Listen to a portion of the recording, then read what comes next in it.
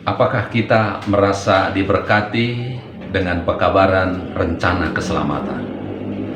Apakah kita senang kalau kita bicara tentang keselamatan? Saya pikir semua kita senang dan berbahagia kalau kita mendengarkan kabar tentang keselamatan. Kenapa? Karena kita rindu semua selamat. Kalau kita telusuri di dalam Alkitab Perjanjian Lama, nama Yakub anak Ishak, dan Ishak adalah anak Abraham, dan Abraham adalah bapa Yahudi. Nama Yakub artinya penipu. Kenapa? Karena ia tipu saudaranya, dan ia tipu juga bapaknya untuk mendapatkan berkat. Yakub dan Esau adalah bersaudara, dan Esau adalah anak sulung yang menerima berkat hak sulung, tetapi Yakub tipu ayahnya. Itulah sebabnya dalam Kejadian 27 ayat 36 kata Esau kepadanya, "Bukankah tepat namanya Yakub? Kita tahu akhirnya Yakub lari ke kota pamannya, dan di sana dia mencintai putri daripada Laban pamannya. Namun Laban tipu Yakub." Ya. Dan kita tahu ceritanya, akhirnya Yakub poligami. Selain dia ambil Leah dan Rahel menjadi istrinya, dia juga mengambil budak ataupun pembantu daripada Leah dan Rahel. Dia poligami dan memiliki keturunan yang sangat banyak. Kemudian Tuhan menyadarkan Yakub supaya dia kembali ke leluhurnya, tetapi Yakub ketakutan kepada saudaranya. Dia takut atas tipuan yang pernah dia buat kepada abangnya. Ia bergumul dengan malaikat Tuhan di Sungai Yabok, dan pergumulan itu hingga pagi hari. Dan Yakub tidak mau melepaskan malaikat itu sebelum ia diberkati. Dan malaikat Tuhan itu memberi nama baru kepada Yakub, bukan lagi Yakub tetapi Israel. Israel artinya telah menang. Dia telah menang atas pergumulannya. Ada nama baru bagi Yakub, nama rohani Yakub.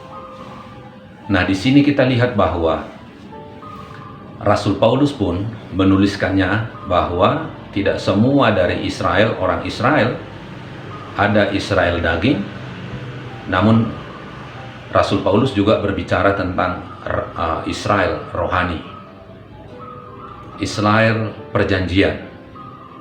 Ini merujuk kepada keturunan Ishak sebagai anak-anak perjanjian.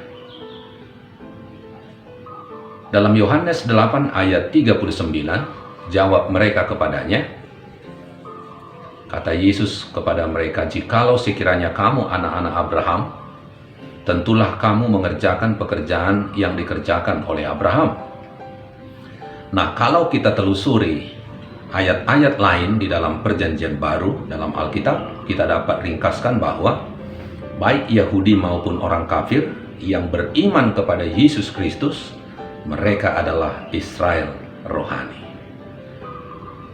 Kita tahu bahwa Israel daging atau Israel jasmani telah ditolak oleh Tuhan, yaitu ketika Stefanus, seorang diakon, dilempari mati.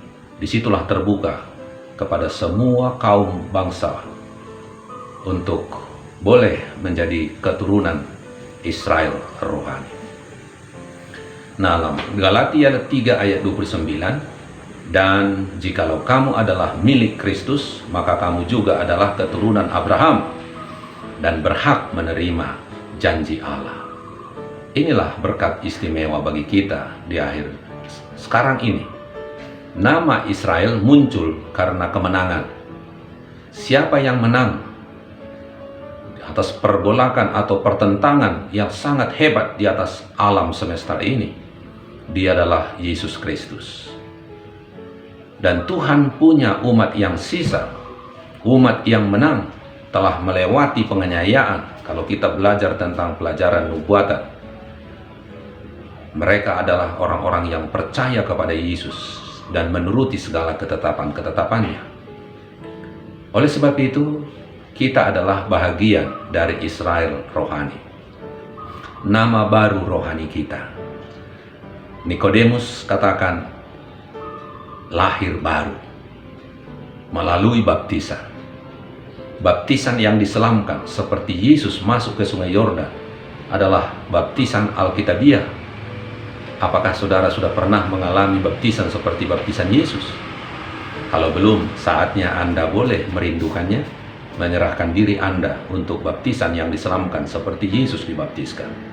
Dan ketika kita dibaptiskan, kita menjadi lahir baru, rohani baru. Kita adalah menjadi Israel rohani. Dan semua yang datang kepada Yesus merendahkan hatinya, menerima kebenarannya, dia adalah disebut anak-anak Abraham. Dia adalah keturunan perjanjian.